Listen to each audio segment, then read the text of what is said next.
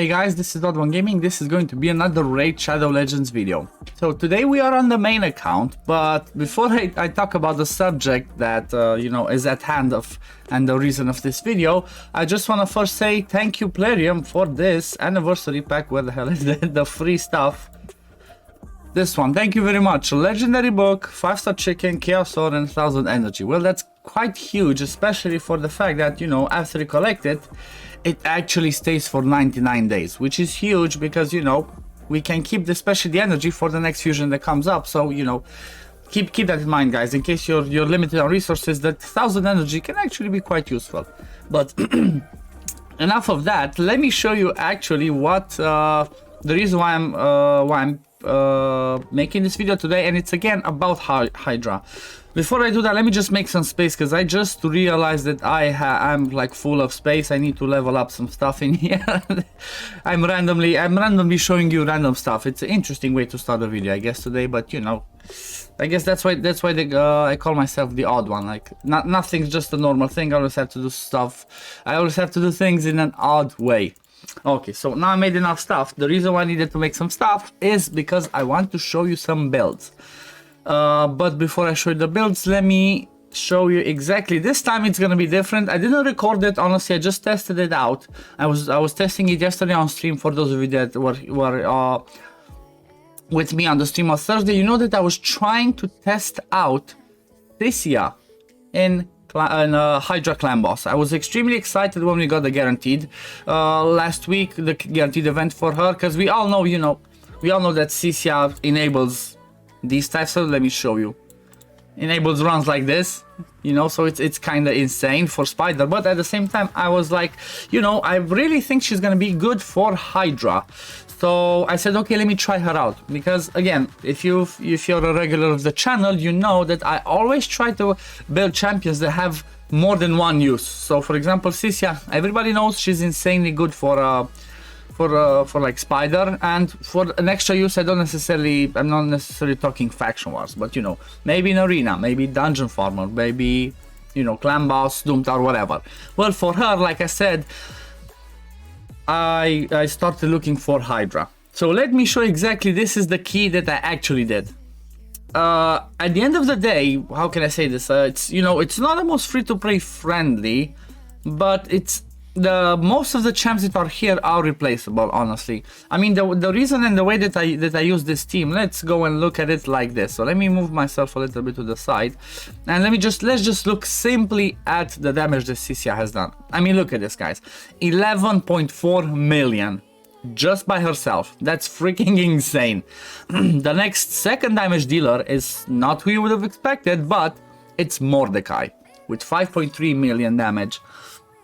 And then there's obviously Shamel for the head of Torment, so he keeps boosting her. It's not as efficient without the Lydia, but it got the job done. And I think I managed to do this after I brought exactly this team on my first or my second try. I straight up did it and managed to get that one key. It wasn't as hard as I expected. The other two champs, so basically I have, if I look at it, I actually have 4 DPS champions in here and 2 supports. One of the supports is obviously Godseeker Raniri that brings the revive and the heals and the extension of buffs, and the other one is Wither, which was another guaranteed champion that I went for because I mentioned then in that video, guys, again, she's gonna be awesome for Hydra and awesome for my arena team. I already use her in my arena my arena teams in 3v3 and sometimes even for plat pushing in defense, and now I found her spot in Hydra. So basically, the whole idea of this team is focused around Sicia doing her A2, which explodes the HP burns placed either by herself or placed by Mordecai. And the reason why that one's so good and so important, I've mentioned before on my Hydra videos, and I'm gonna say it again now to explain the reason. On normal and hard Hydra, the best things that do damage here are HP burns. HP burns are really effective for the first 2 lower stages. After you get to Brutal and Nightmare, they're not as effective. They don't do as much damage as you would want. The damage goes higher and their HP goes, the Hydra heads HPs go higher as well. and the damage from the HP is stagnant, so it doesn't increase. You do the same amount of HP burn damage per tick, which is like, if I remember correctly, 20,000. So bear that in mind. If you ever want to try to do your maximum damage for like normal and hard, try to focus around HP burn. Then if you feel that you're gonna try brutal and nightmare, focus on enemy max HP, because those are the most efficient ones for doing damage the best way. So again, look at this. Look at these damages. The damages are pretty insane. It's, you know, unexpected. The one key is like 20.4 million. Honestly, after I got to 20 million, I just clicked auto. I didn't care. It's like, you know, I got my one key. I'm good. I moved along. You can also see down here, this is something that makes it so much easier for a video. You can see the builds that I used on them. So basically on Sicia, so I'm explaining the builds here, and then I'm just going to show you the stats after this one. So Sicia is in a reflex and perception to obviously be able to come back to her A2 specifically to keep exploding those poisons as fast as possible. That's how she got to the 11.4 million damage. Bear in mind, I don't have any masteries on her yet. No masteries on her yet. Godseeker is in a sorry. She's in a Relentless plus Immortal. She's the reason why I chose this instead of like Reflex, I have too many other people in Reflex, and Reflex is a set that I'm actually quite using. I always preach how good Reflex is for Hydra, and after doing some, you know, after I had rats on the channel, I realized that not just for Hydra but for Arena as well. So Relentless and Immortal was pretty good for her. The reason why I wanted to put a little baby Immortal is because she doesn't heal herself on the A1. I want her to have that little bit of heal tick because she's our only healer in, our only reviver in the team, and I do not want her to die. She's the one that needs to survive there, and honestly, she did a pretty decent amount of damage just from War Master procs. Then I have Wither in a Reflex and Speed. She is like this, built for Arena. I use her in my Arena defense in Reflex plus Speed. She said she's high speed and high survivability stats. You're gonna see what I'm talking about. I'm gonna show you. So the nice thing about this was, like I mentioned, Wither and Solus, they're both in my Arena build. I didn't change shit for them. Wither is in the Reflex plus Speed, and Solus, I'm gonna come back to Mordecai. Solus is in Savage plus Speed. Why did I bring Solus in here? Well, think about it like this. One, he can do decent damage, especially because he's in Savage. But two, because of the changes with the Head of Decay, he can be provoked. Guess what Solus does on his A3 and A2? He provokes. I didn't change anything from his build. I just brought him in there. He's like a good backup in case I need damage, in case Sicia gets swallowed, or like Mordecai gets swallowed and Sicia dies. I have backup of damage with Solus, and his provoke are so insane. Like, they did so much better than I expected, even though I didn't, like I said, didn't change his accuracy, I didn't pump his accuracy higher. I think I have around 160, 70 with him, but by having Sicia's lead, that's like, I think it's 60 accuracy in all battles, it made a huge difference, guys. Huge difference. And that way I could build everybody in this team specifically around running Sicia as the lead, because she's the one that will be boosted by Shamel, because she's the one that keeps doing explosions of the HP burns. At the same time, she's the one that, you know, brings the good aura lead. So it's like, you know, it's a win-win situation at the end of the day. When you're running the Husk or the Royal Guards as the lead with the Shamel comps, you don't get the same benefit. Well, at least we have the same benefit for the HP burn team with Sicia, that we get the accuracy one. Mordecai is in a Reflex and Speed, same reason. I want to use his AoE HP burn that places, so in case the Haze of Blight comes out, he can just place it.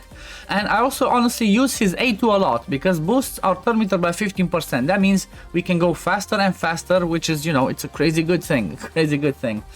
And then the last one on the right is Inquisitor Shamar. Look at this. He's in a taunting set, guys. Somebody suggested on stream, try and put him in a taunting set, and I was like, heck, why not? This one, what does it do? 30% chance to place a provoke debuff. So basically, I have two people that do provokes in this team. I have Shamel and Solus. So if one of them places the provoke on the Head of Decay, I don't use the provoke from the other one. I mean, especially I'm talking Solus. So if Inquisitor places on the A1 or the A2, I'm not going to do the A2 or A3 with Solus to provoke again. I'm always going to keep the provoke ready for that. Even though Solus' A3 does crazy damage, the more debuffs there are out there, it extends the duration of all the debuffs.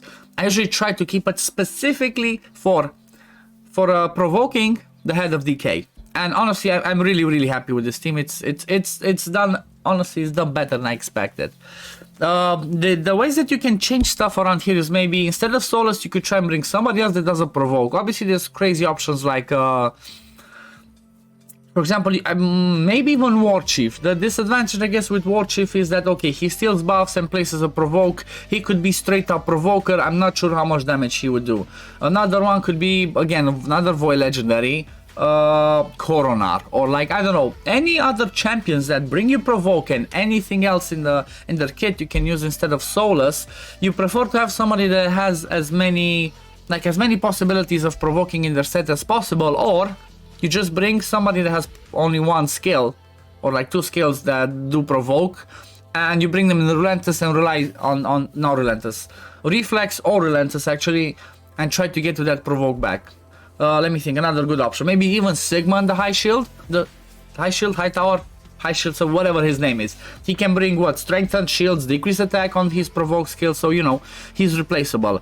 Shamel, obviously, he's not replaceable in this comp, but maybe instead of Shamel, you could use